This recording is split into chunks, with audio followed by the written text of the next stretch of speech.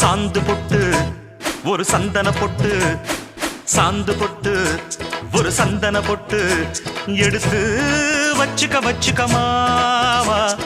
பூ முடிச்சு ஒரு சேலைய கட்டு, இனி நீ வெட்டிய கட்டிக்கலாமா.